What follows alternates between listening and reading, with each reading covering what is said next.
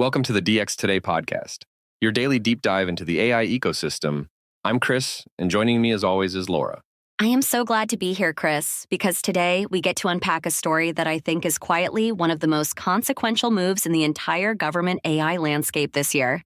You're talking about California, right? Governor Newsom announced this partnership on June 29th, 2026. And honestly, when I first read the headline, I wasn't sure how big a deal it actually was. It is a much bigger deal than the headline suggests, and here's the core of it. Every single California state agency can now access Anthropic's Claude at a 50% discount through a brand new procurement portal. Okay, so half price for a chatbot. I can already hear skeptics saying that's just a vendor discount dressed up as a press release. Convince me there's something more structural happening underneath this announcement. That's a fair challenge, and the structural part is exactly what makes it interesting. Because the discount is not the story. The story is that California built an actual pipeline for agencies to buy and deploy this thing at scale. When you say pipeline, what do you literally mean? Because in my experience, government procurement is where good technology goes to die a slow, paperwork-filled death over the course of 18 painful months. You are not wrong about that reputation, and that's precisely why this matters. Claude is the first AI productivity tool offered through the state's new statewide Information Technology Shared Services portal, which they're calling SITES for short. So instead of every department negotiating its own contract, filing its own paperwork, and reinventing the same wheel, there's now a single shared front door where any agency can just walk through and get started? Exactly that, and it extends beyond just the state level too. The same discounted offer is available to California's local governments, which means cities and counties across the state can opt in and get the identical deal. That's the part that made me sit up, actually, because California has, hundreds of cities and dozens of counties, and most of them could never individually command that kind of pricing or that kind of vendor attention. Right, and that's the leverage of aggregation. A small county with a handful of IT staff suddenly gets enterprise-grade pricing and support that they would never negotiate alone, simply because the state pooled everyone together under one umbrella. Let me push on the support piece, though, because a discount without help is just a cheaper way to fail. What actually comes bundled with this beyond the raw access to the model itself? This is my favorite detail, honestly. The agreement bundles free workforce training alongside expert generative AI technical assistance, plus workflow design consultation coming directly from Anthropic's own developers, not just a reseller reading from a script. That workflow design consultation is doing a lot of quiet work in that sentence. Because the failure mode for most government AI projects isn't the model being bad, it's nobody knowing how to actually apply it to real work. You just described the entire problem with public sector technology adoption in one sentence, Chris. The tool is almost never the bottleneck. The bottleneck is workflow, training, and someone who can translate a capability into an actual daily habit. So this isn't really California buying a chatbot, it's California buying a change management program with a language model attached to it. That framing makes the whole thing feel a lot more serious to me. And they have receipts, which is what separates this from vaporware. California already used Claude to power something called Engaged California, which is a first-in-the-nation deliberative democracy platform designed to give residents a stronger voice in policymaking. Wait, deliberative democracy platform is a phrase I need you to unpack, because that sounds either genuinely visionary or like the kind of thing that generates a very expensive report nobody ever reads. Fair skepticism again, but the idea is real. You gather input from large numbers of residents, and you use the model to synthesize, cluster, and surface themes so policymakers can actually understand what thousands of people are collectively saying. Okay, that's a legitimately good use case, because reading 10,000 public comments is exactly the kind of soul-crushing task that humans do badly and inconsistently, and that a well-supervised model could genuinely accelerate without replacing judgment.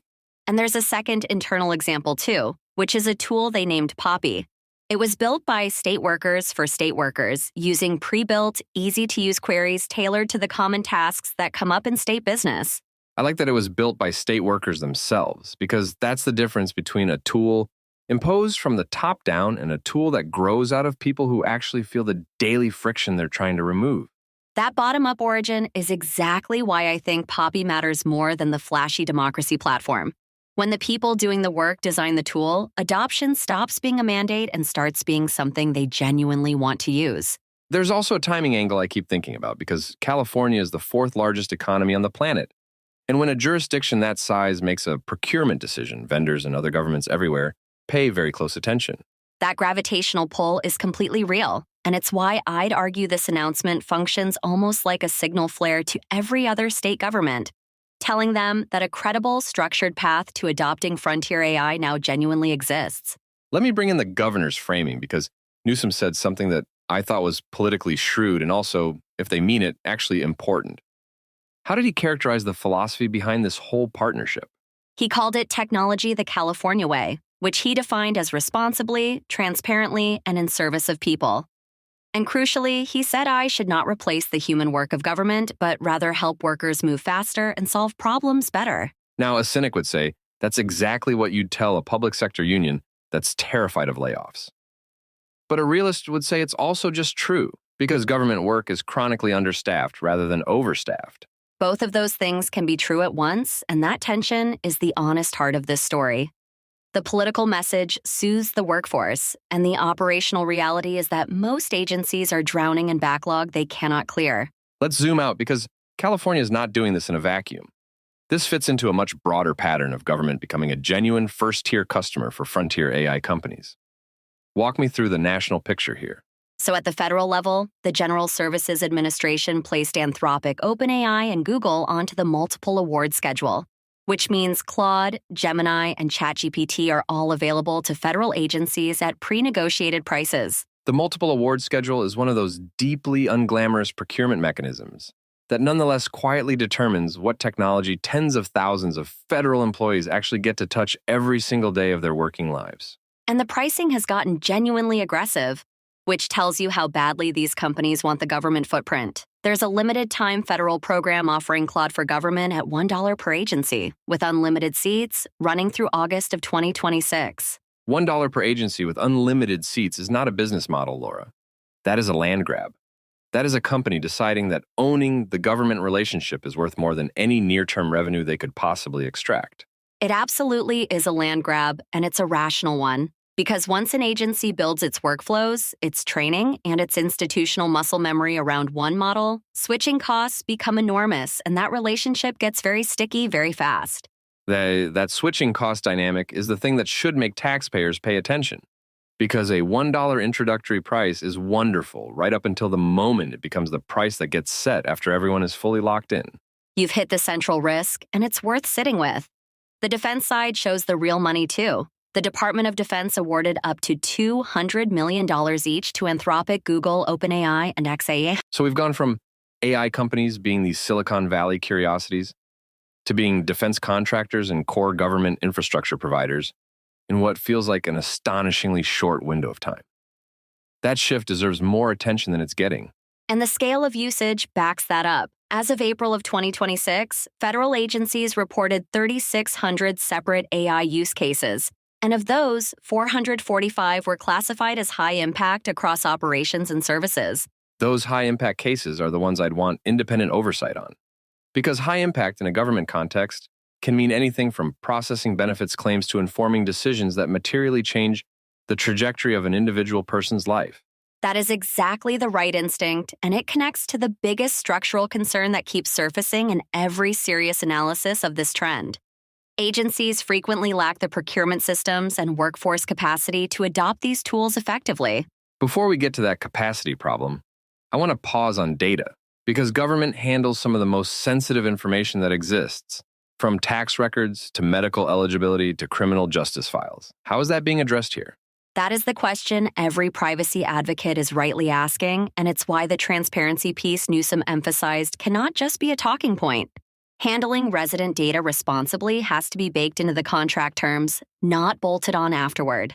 Right, because the moment a resident learns their unemployment claim or their benefits application passed through an AI system, they deserve to know exactly how their information was used, retained, and protected throughout that entire process.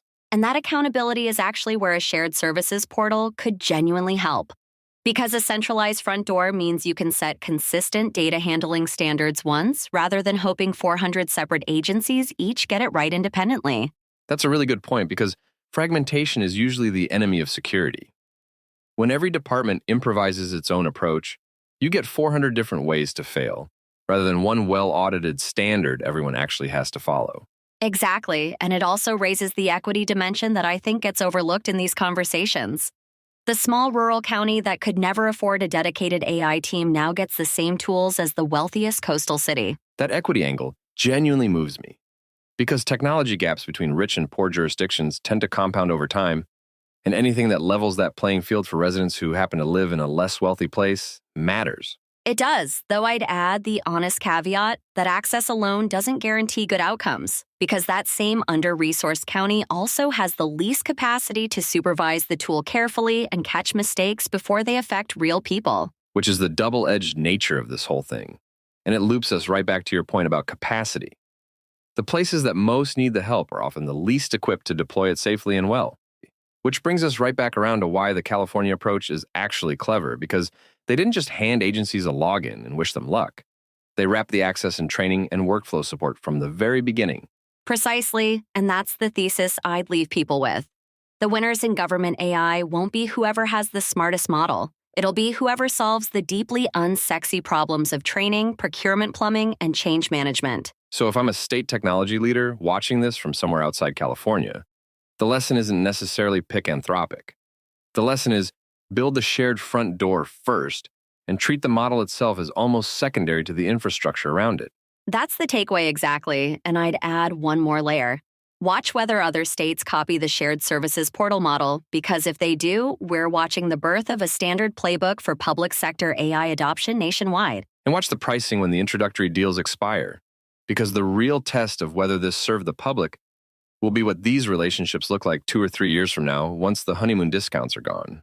That is the number I'll be tracking most closely, honestly. The generosity today is easy. The question is whether the value holds up when California is no longer a prized launch customer, but simply a large, locked-in account.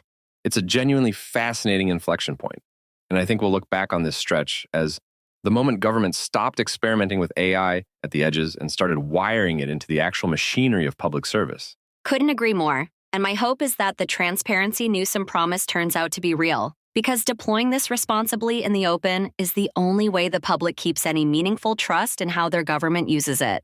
That's all for today's episode of the DX Today podcast. Thanks for listening, and we'll see you next time.